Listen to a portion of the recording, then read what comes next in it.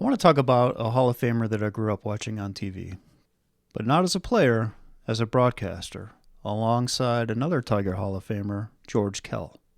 Al Kaline was known as Mr. Tiger.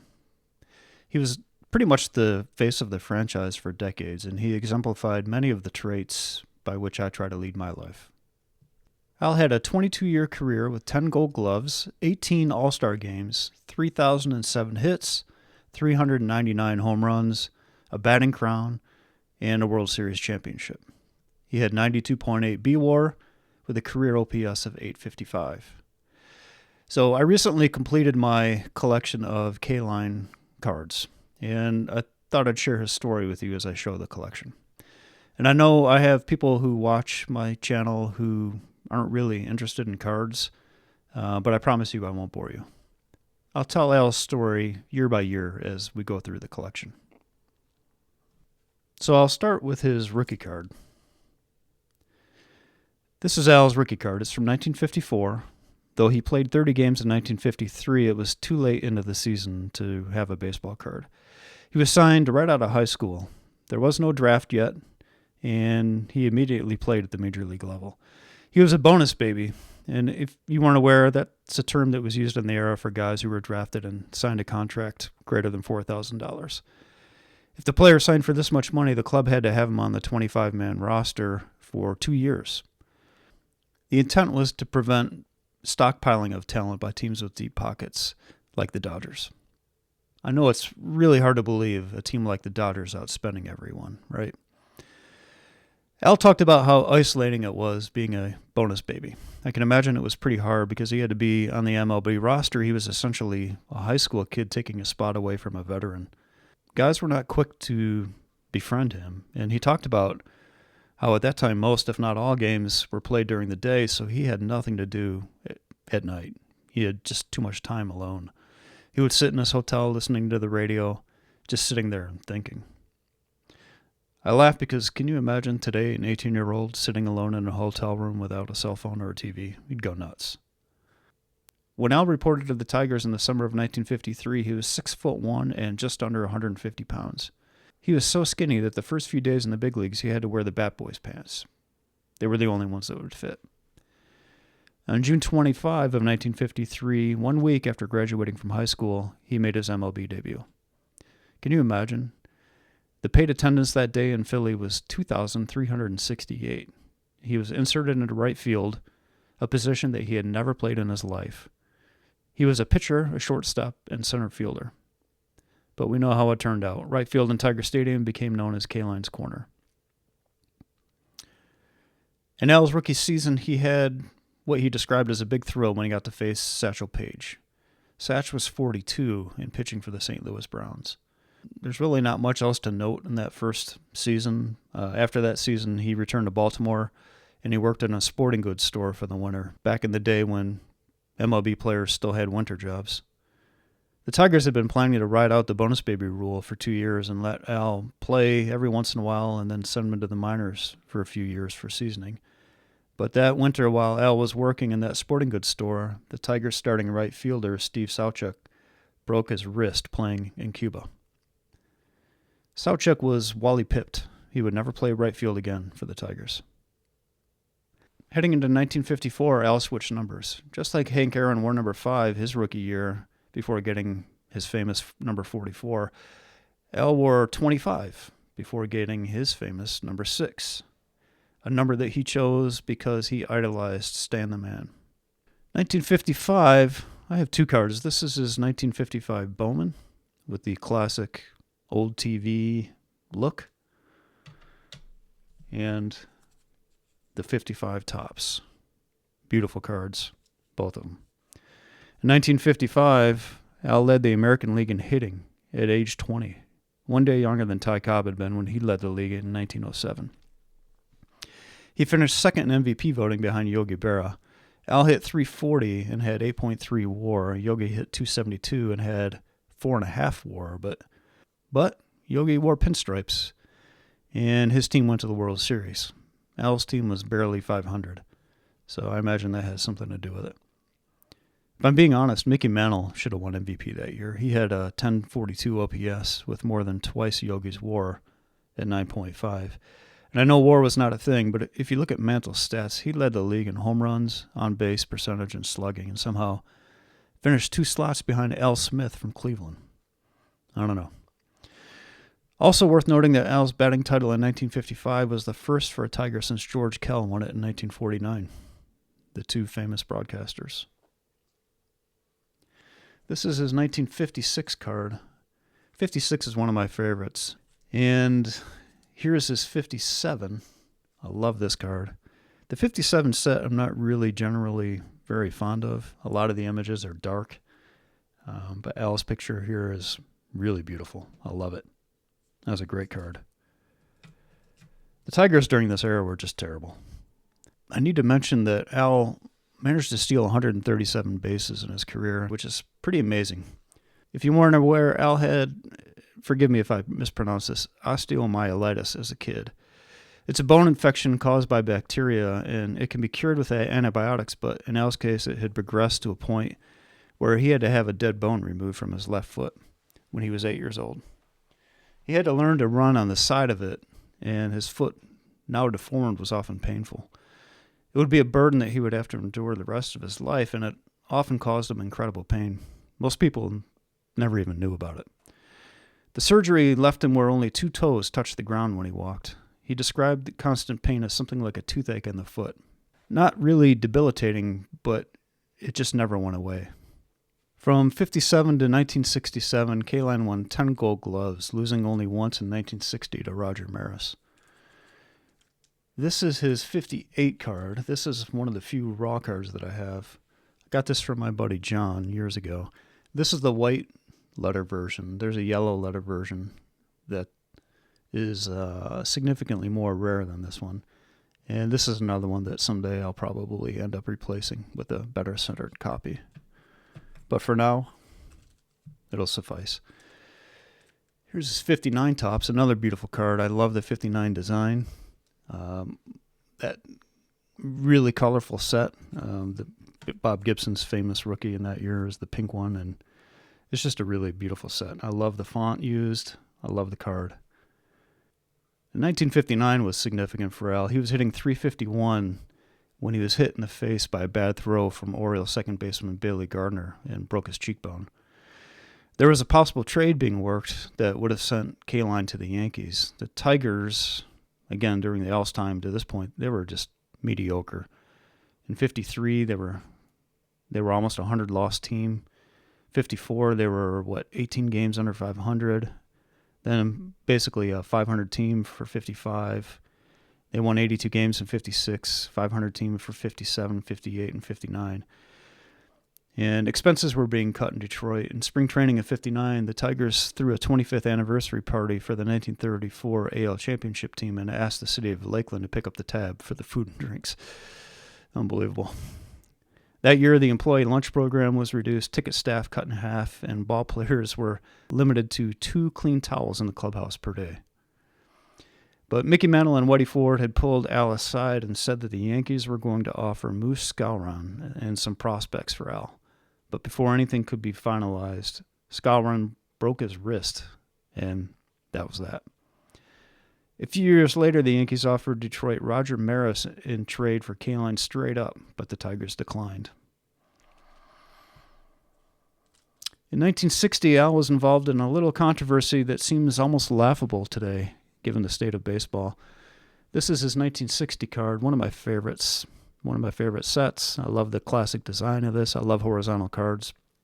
But Al and Gordie Howe, the famous Detroit hockey player, invested in some racehorses.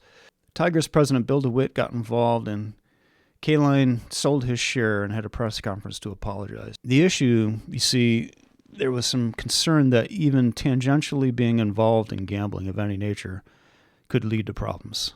My, how far we've fallen from that standard. In June of 1960, Al was ejected from a game for the first time by home plate umpire Bob Stewart. Al sought out Stewart after the game and apologized to him. This is his 1961 card.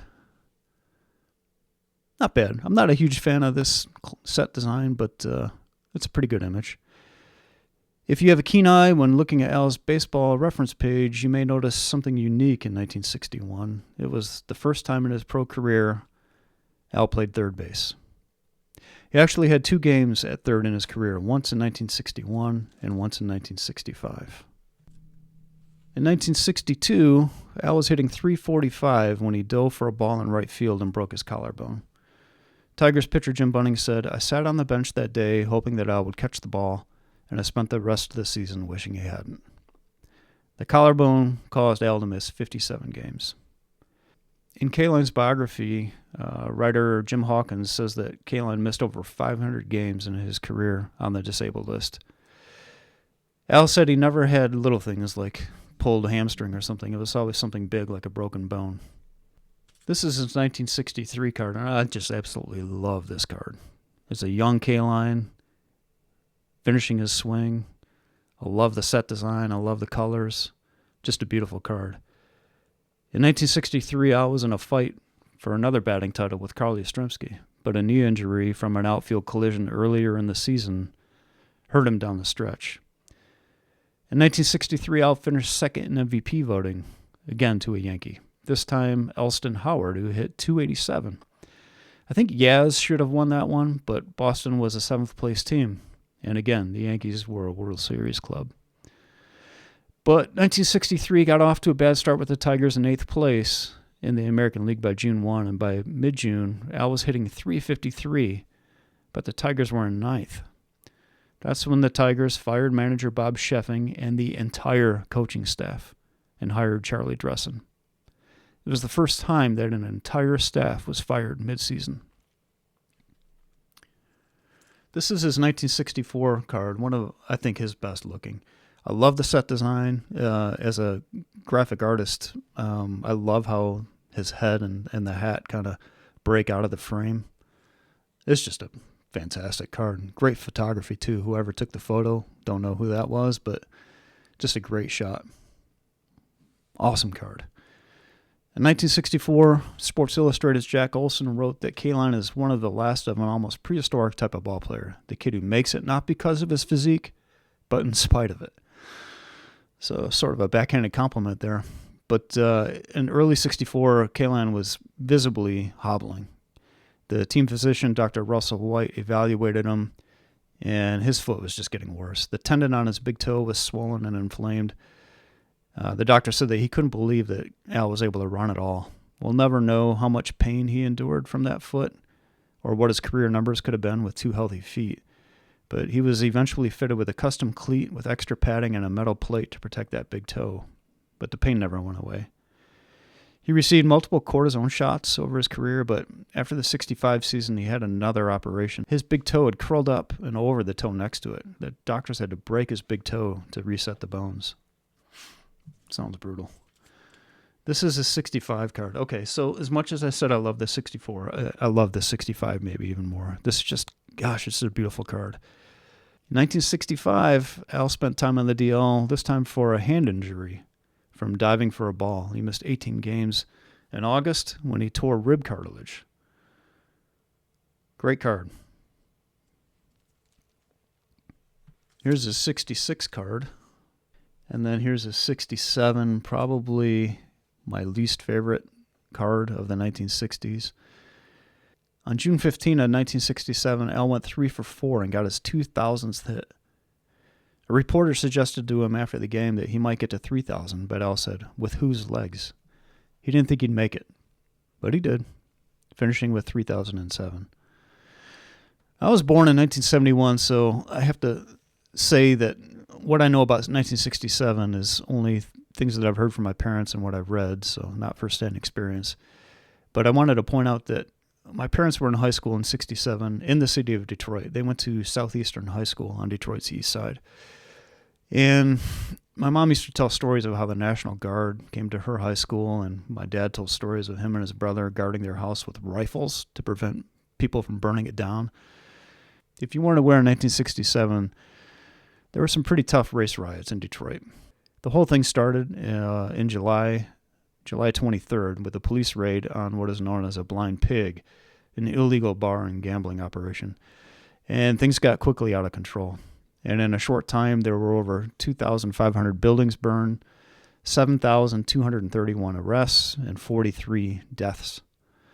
Estimates at the time were over $200 million in property damage. The city was really at war, and it was a tough time in Detroit. So 1968 couldn't have come at a better time. This is my 68, Kaline. After the destruction and damage from 67, 68 was an important year of healing. And my mom used to tell me of how when the Tigers won the World Series that year, how completely different it was from the year before. People were driving down the road, honking their horns and dancing in the streets and partying. So the timing couldn't have been any better for the city. In 1968, on May 19, Al hit home run number 307, which is significant because he passed Hank Greenberg for the Tigers' all-time leader. Then on May 25th in Oakland, Al was hit by Lou Krause in the top of the sixth and broke his ulna. He would miss more than a month. And when he returned, he found himself used often as a pinch hitter or platooning at first base or right field. The Tigers had made an adjustment with him out. When Al went down, the Tigers had a 2-game lead over Baltimore, but by the time he returned, they had a 7.5-game lead on Cleveland. And Baltimore now 9.5 back in third place. They were winning nearly 2 of every 3 games and were actually a better team with Al gone. So when the Tigers made the World Series, manager Mayo Smith felt pressure. He felt pressure to play Al. I mean, he was the face of the organization, but to Al's credit, he walked into Mayo's office and told him he didn't expect to play. He told Mayo Smith, "I think you should go with the younger guys. They earned it. They deserve to play." But Mayo would take a gamble, and he moved Mickey Stanley from the outfield to shortstop. The regular shortstop, Ray Oyler, hit 135 that season, so his bat wasn't going to be missed. But, boy, screwing with the shortstop, it's a huge defensive risk in a series where runs were expected to be at a premium. Remember, this is 1968, before the mounds were lowered, and Detroit was going to face Bob Gibson. Bob Gibson had a 1.12 ERA that year. And Roy Oyler, you need to look at that guy's stats. How the Tigers won 100 games with basically 2 automatic outs in the 8 and 9 hole every game, I'll never know. Mickey Stanley, by the way, was a nervous wreck about the move. He was an outfielder. He was just super athletic. Yeah, the night before the series, he couldn't sleep, and he took one of his wife's sleeping pills. The next morning, he was still a wreck, and he took a tranquilizer the morning of the game and threw up. He was just full of anxiety. He told a sports writer, "The first ball is probably going to be hit to me." And it was. A Lou Brock 6-3 ground out. Speaking of Bob Gibson, he won that game, game 1. He had 17 strikeouts and a 4-0 complete game shutout. What a stud. By 1968, Mickey Mantle had played in 65 World Series games. Kaline had played in 0. Just crazy how elite the Yankees were. Al played in all 7 games in that World Series, hitting .379 for the series with a .1055 OPS. Here's his 69 card. Not bad, not a bad-looking card. I don't mind that set too much. Really don't like the 1970 set. I think I've mentioned that before, but it just doesn't do anything for me. 1970, the craziest of all, Al Kaline collided with center fielder Jim Northrup. Northrup's elbow hit Al in the throat. Al was knocked unconscious, and he swallowed his tongue. He stopped breathing. Left fielder Willie Horton ran over and pulled Al's jaws apart and reached down and pulled his tongue out. It's a crazy story, and Al credits Willie for saving his life that day. Now, my wife and I were talking, and I Googled, is it possible to actually swallow your tongue? And Google says no. But apparently, if you're knocked out and you're laying on your back, your tongue can swell up and essentially fall back into your throat and block your airway. So 1971 has, I don't know, one of the best-looking sets. And this Kaline pose reminds me of the Clemente pose of Clemente has a very similar card with the bat like that. But prior to the 71 season, Al had declined a $100,000 salary because he didn't believe he deserved that much, if you can believe it. I'm sure the Players Union was really happy about that. But he accepted a salary of $95,000. '71 was also the first year for Billy Martin in Detroit. And you may remember the Billy Martin card from Topps 1972, taken during spring training. Billy has given the photographer the finger. It must have gone unnoticed. Topps printed it. This is Al's card, very similar to Billy Martin's pose, but without the middle finger. 1973, this is a card of Al, and then I'll share also the 1973 version of this that I've carried in my wallet for many, many, many years. But in 1973, Al received the inaugural Roberto Clemente Award. So, to be fair, the award started in 1971 as the Commissioner's Award for Philanthropy and Extraordinary Character, but after Clemente died so tragically, the award was renamed in his honor for '73. This is the '74 card of Al playing first base. On September 24 of that year, Al collected hit number 3,000. At the time, he was just the 12th player in history to reach that milestone.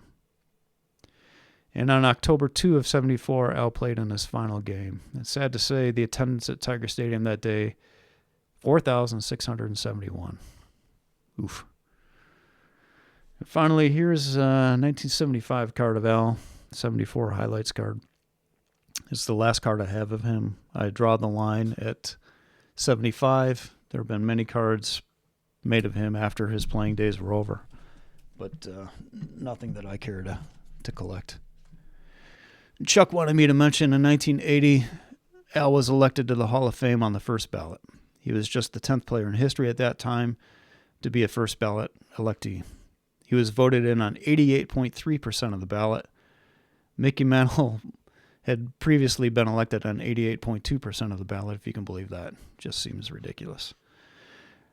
But that's my Al Kaline collection, a guy who's special to me. I also have some memorabilia. I have a signed bat, and I have a Al Kaline model signature glove that was signed by him. And that's pretty much it. That's pretty much my collection of Kaline stuff. I hope you enjoyed seeing the run. I know my buddy Matt Galvin is one card away from completing his own run. Can't wait to see that when that's done. And I hope you learned something about Al and his career. Thanks for your time. Take care.